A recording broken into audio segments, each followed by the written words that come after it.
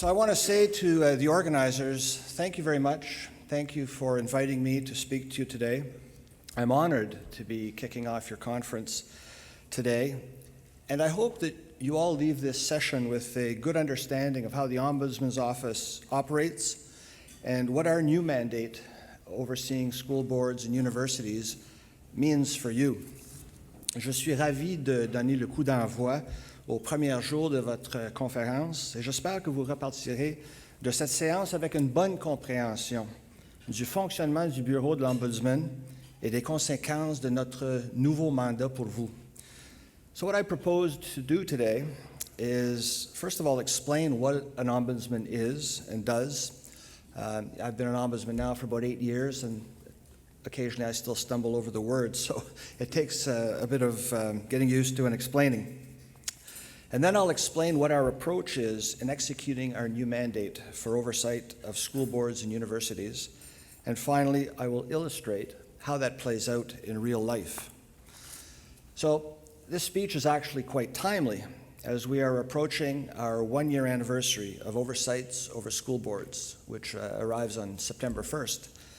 And we've just passed the 6-month mark in our oversight of universities, which began on January 1st. Now, this change may have seemed sudden to some, but the fact is that successive ombudsmen have been calling for oversight of the broader public sector since our office was established in 1975, back in the day of those high school pictures. Now, in fact, we've always received complaints about municipalities, universities, and school boards, but we have not had the mandate to look into them until this year. However, we do have more than 40 years of experience in working with the provincial government to resolve complaints. So we're using that expertise in relationship building and in collaboration to delve into these new areas of jurisdiction to be able to effectively address concerns with school boards and universities as they arise. Now, as you all know from your work in education, learning is not something that ends when we leave school. It's a lifelong process. And as someone who is just a few months into a new job, I can attest to that. So I've made it a priority to get out to events like this as often as possible, to meet and educate stakeholders and help them get to know what an ombudsman does and how we work. And also, it's very important to learn from stakeholders. We want to learn about the issues that you deal with and the challenges that you face in your day-to-day work. So I'll share some examples with you today of school board and university complaints that our office has handled so far and give you an idea of the issues that we are hearing about and dealing with. Now, spoiler alert, I'm happy to report that the majority of complaints have been resolved to date without any formal investigations. To begin with, allow me to give you a primer on the role of an ombudsman, and then I'll speak about how that applies to your organizations.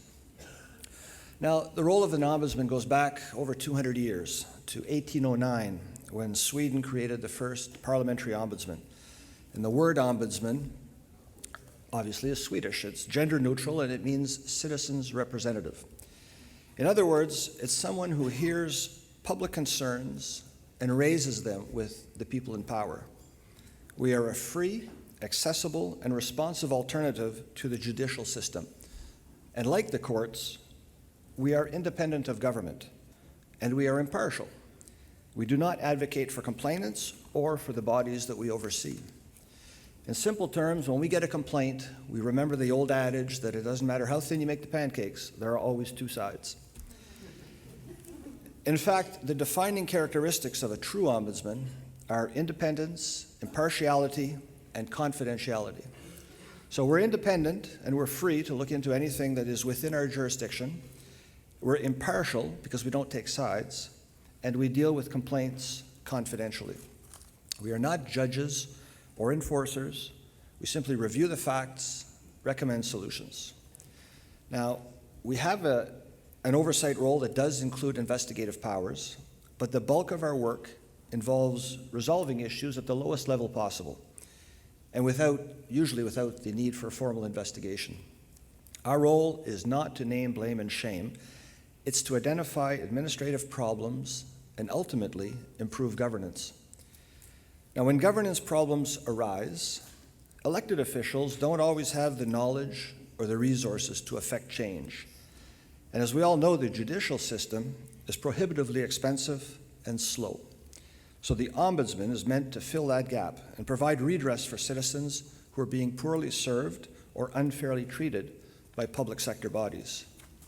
And our staff, after 40 years in the business, are experts in navigating bureaucracy and promoting fairness. And they're also expert listeners. They have years of experience in dealing with frustrated people who've been through the bureaucratic mill. And when a complicated problem arises, we look for simple, practical solutions.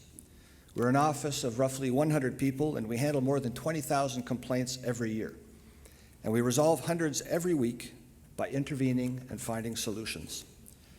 Now, the expansion of our mandate to municipalities, universities, and school boards has effectively doubled the number of organizations that we oversee. So we have to be nimble and we have to be efficient. And we do this through a system of teams who triage complaints to ensure that they're dealt with as quickly and as effectively as possible. So as I said earlier, most complaints are resolved through a few phone calls or by connecting people with the right officials to handle their problems. Only if an issue cannot be informally resolved will it be escalated to an investigation. And occasionally, if we notice trends in complaints or a significant administrative problem affecting large numbers of people, we launch a systemic investigation. That's a large-scale field investigation involving extensive evidence gathering and a published report with recommendations for corrective action. Now, those are the cases you may have heard about because they generally result in considerable media coverage and significant changes in government administration. Now, investigations like this benefit millions of Ontarians by promoting real changes in important areas in our lives. For example, the Ministry of Education accepted all 113 recommendations in our office's 2014 report on the monitoring of unlicensed daycares. The lives of thousands of newborn babies have been saved after an Ombudsman investigation in 2005 led to screening tests for potentially fatal disorders. We have sparked policy reforms in drug funding, support for the disabled, the property tax assessment system, lottery security, and compensation for victims of crime. And just last month, the Ministry of Community Safety and Correctional Services accepted all 22 of our recommendations on how to improve how police are trained in de-escalation of conflict situations. So we are an effective agent of a significant positive change. And yet we can't order anyone to do anything. Our power is in our voice. We are uniquely positioned to gather information and identify systemic issues. And our robust legislative mandate and the power to report publicly enables us to shine a bright spotlight on instances of what we call maladministration or procedural unfairness. So we use moral suasion, publicity, and compelling evidence to convince public bodies to do the right thing. And we're always on the lookout for these broad systemic issues. But the bulk of an ombudsman's work is informal, proactive, and behind the scenes. We're being there to make sure that existing mechanisms work, and we step in if they fail. In fact, we've only launched one systemic investigation so far into our new jurisdiction, and that will focus on the procurement practices in the city of Brampton.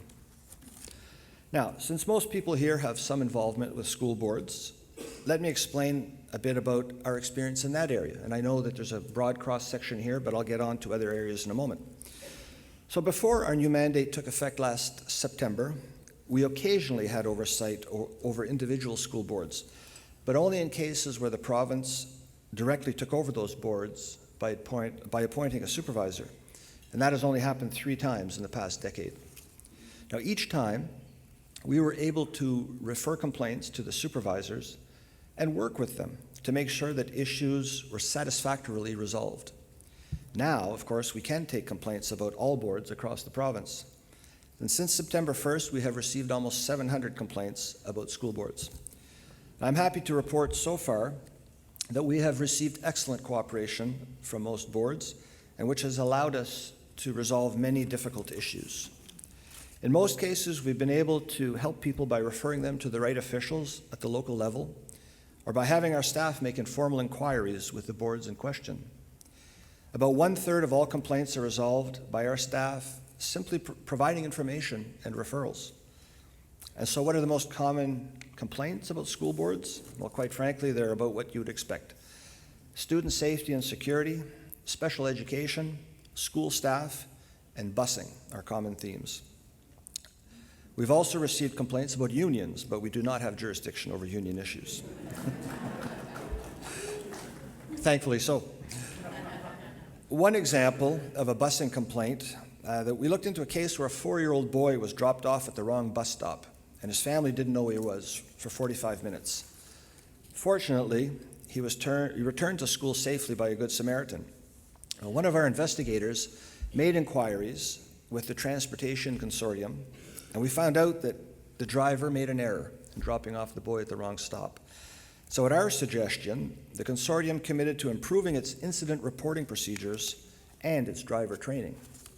And since then, there have been no similar incidents with that board.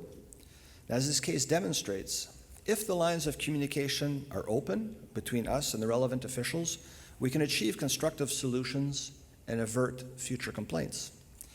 In another case, a parent complained to us that the school board had moved his child's bus stop 300 meters to a busier intersection. Now, we reviewed the board's transportation policy and the steps that it took to assess the safety of the new bus stop, and we confirmed that the board had conducted a site visit at the stop. It had responded to all of the parents' concerns appropriately, and we were able to validate that the school board had satisfactorily followed the correct procedures, and that's where our involvement ended. So the moral of that story, so to speak, is that ombudsman intervention can reinforce the fact that the systems in place are working. We can validate the work of public sector bodies in appropriate cases. Now, one thing we noticed in the course of the school year was that the common complaint issues tended to shift a bit. For example, as the year went on, we had fewer complaints about transportation and more about staff. The most common topic of complaint was staff, including everyone from school board officials to teachers. And the second most common issue was special education. About 25 of those staff complaints were specifically related to teachers. And of course, we do not regulate the teaching profession. That's the job of the Ontario College of Teachers. And if we receive a complaint about a teacher's conduct, we will refer the complaint accordingly, either to the appropriate officials at the school board or to the college directly. However, in one case, a teacher's behavior actually prompted positive changes to the school board's behavior. So a mother complained to us that her 13-year-old daughter had been interrogated by a teacher for 2 hours concerning a classroom incident. And we looked into it, and we found that the school board did not have policies in place to deal with serious issues. And so the superintendent reviewed the issue and determined that the board needed to develop some guidelines for investigating similar issues. And the board also sent the mother a letter of apology for the teacher's actions. As for special education, those complaints cover everything from individual education plans to issues at review committees to general complaints about a lack of resources. Now again, wherever possible, we help direct people to the right place to be heard, and we're there to step in as a last resort if they hit a brick wall.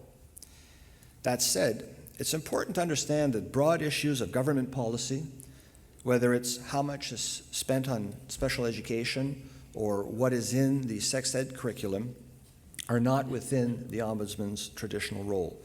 Governments are elected to set policy. An Ombudsman's role is not to agree or disagree with policy, but to review the administration and execution of government's actions to ensure that they are administered properly and carried out fairly. Now, for those of you who work in universities, let me give you a brief glimpse of our role in that area. Now that our office has jurisdiction over universities, I just want to back up a bit and say we've always had jurisdiction over colleges, and that's given us a lot of experience over the years in dealing with students and other stakeholders. Our new mandate gives university students and staff the same access to independent oversight that those in colleges have always enjoyed. But many universities in Ontario, just over half, already have their own ombudsman, and that's great. because it means we can direct people to a complaint resolution system that already exists. Now, we always stress that we do not replace local accountability officers, whether they're in universities, municipalities, or school boards. We believe that local issues are best resolved locally. If a university has an ombudsman who can deal with the issue, that's the first place that we will refer the complaint. Of course, there are a few university issues that we can't look into, including union or collective bargaining issues. And we also take pains to consider academic freedom principles when looking at complaints. So we received more than 160 complaints about universities so far. And again, the main topics are not surprising. Complaints have ranged from academic appeals to employee issues to student safety to the conduct of students, instructors, and employees. In one recent case, a university student complained to us that he had failed a course due to false information provided to his professor by a teaching assistant. Well, we directed him back to the university's grades appeal process, explaining that we are an office of last resort. And if he is unsatisfied with that process, he can come back to us and we'll assess what was done. Now, we often hear from people who are frustrated and angry about university or school board decisions. And we explain that our role is not to overturn or change those decisions, but to examine the processes and impact, and if warranted, recommend ways to improve fairness and accountability. Now, by the same token, because we hear from so many people on a daily basis, our office is uniquely positioned to spot trends and complaints and to alert authorities to simmering problems before they boil over. If we spot problems that appear to be systemic across several school boards or universities, well, we can tackle them. And if and when we do launch a formal investigation of a school board or a university, whether it involves individual problems or a systemic issue, we will follow the same tried and true procedures that we have always used at the provincial level. The Director of Education, or the Chair of the Board, or even the President of the university will receive formal notice, just as provincial bodies do. Our investigations are conducted in private, but for those who are involved, we will ensure that there are no surprises. The organization we deal with always has the chance to respond to our findings before they are published. Now, this is part of our commitment to procedural fairness, which I believe must apply to our own operations as much as it does to those that we oversee. If we're going to promote fairness, we have to walk the talk. We have to be fair ourselves. So the parties to an investigation will always be entitled to know what we're looking into and have ample opportunity to have their input considered and to know the reasoning behind our conclusions. As I said at the outset, our emphasis on education includes educating ourselves. Now, even though we've had oversight of the Ministry of Education and community colleges for 40 years, we appreciate that we still have much to learn about working with school boards and universities from stakeholders like you. We have a dedicated team who handles school board complaints and another team dedicated to university complaints. And both of these groups have had special training. Last fall, our senior team met with school board stakeholders in every region to hear their concerns about how our new jurisdiction would work. And we also met with the presidents and ombudsmen of universities across Ontario. One of our aims is to have face-to-face meetings with the leadership in every school board in the province. Obviously, it'll take more time than 1 year to get to all of them, but we have already met with quite a few. These include the big districts, the big district boards in Toronto, Ottawa, and York region, and the Aurore Boreal Catholic Board up north. My senior team and I have also spoken to public, Catholic, and French language school board associations and at gatherings of trustees, directors of education, business, and human resource officials, not to mention teachers and parents. In June, I spoke to the Ontario College of Teachers annual general meeting, and two of my senior colleagues addressed the Elementary Teachers Federation in February. So we have been involved in extensive outreach with parents as well, from large conferences to small parent council meetings. We also created a webinar for school board stakeholders that explains our processes And I encourage any of you that may have more questions after today to check it out on our website. Now, as for universities, we have spoken to groups ranging from faculty and registrars associations to even the university press. Everyone who works at a school board or university is an important partner to us. We're here to help make sure that your processes work as they should. And our goal is to ensure that all school boards and university stakeholders, from students to support staff to administration, are treated fairly. To that end, I want to encourage you to keep the lines of communication with our office open, because your input is always welcome. Whether you have a complaint, an issue to flag on behalf of a student or a colleague, or simply a suggestion, your expertise and input are valuable to us, and frankly, your input helps make us better.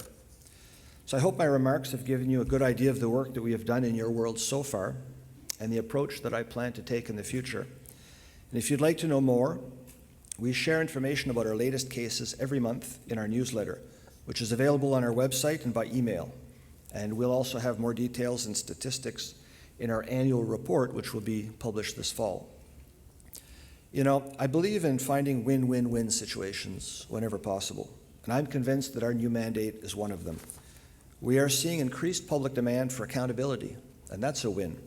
We're seeing school boards and universities working to ensure that they have clear complaint procedures in place, and ombudsmen, and that's a win. And the winners are the people that we all serve. Je crois qu'il est bon de trouver des solutions gagnantes, et je suis convaincu que notre nouveau mandat est avantageux pour tout le monde. Nous assistons à une demande grandissante du public pour la responsabilisation, et c'est un point gagnant. Nous voyons que les conseils scolaires et les universités travaillent à garantir la mise en place de procédures de plainte claires et des bureaux d'ombudsman. Et c'est un autre point gagnant. Les gagnants, ce sont les gens que nous servons tous. So everyone here has a role to play in improving school boards and universities for Ontarians, and I look forward to meeting with you. So I want to thank you again for your invitation. I want to thank you for your attention, and I want to wish you a great conference, and I'd be happy to take any questions you may have. So thank you very much, everybody. I'll moderate the questions.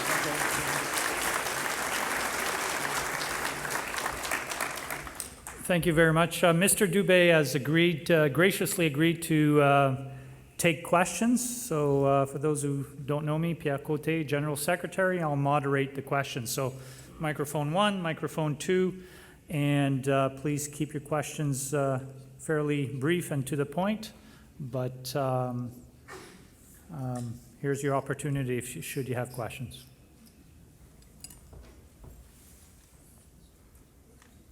Thank you. We'll start with microphone 2. Jordan Limestone.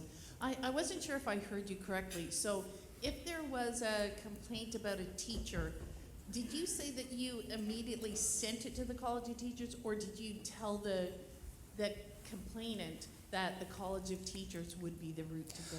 We would refer them to the college, The complainant. the complainant, and if they needed assistance in contacting the college, we would help them. We tried and facilitate as much as possible, so we never just point somebody in the direction. We give them any assistance that we can.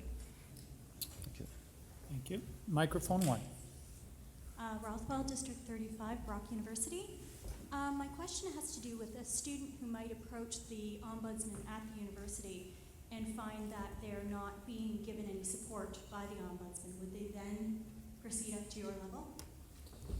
Yes, that's correct. We actually oversee the university ombudsman. That's part of our jurisdiction. So as an office of last resort, if someone is unsatisfied with the service that they've received from the university ombudsman, then they can come to us afterwards. Yeah. Thank you. Thank you. Microphone 2. Leahy, District 2. I think it's great that you're coming out to visit all the school boards, and I was just wondering, when you visit all the school boards, if you'll also be meeting with the local union presidents. We're open to that. Union representatives are stakeholders too, and they have a unique perspective and an important perspective for us, so we're open to meeting with anybody that has information that could be beneficial to us and that would have issues to raise with us, absolutely.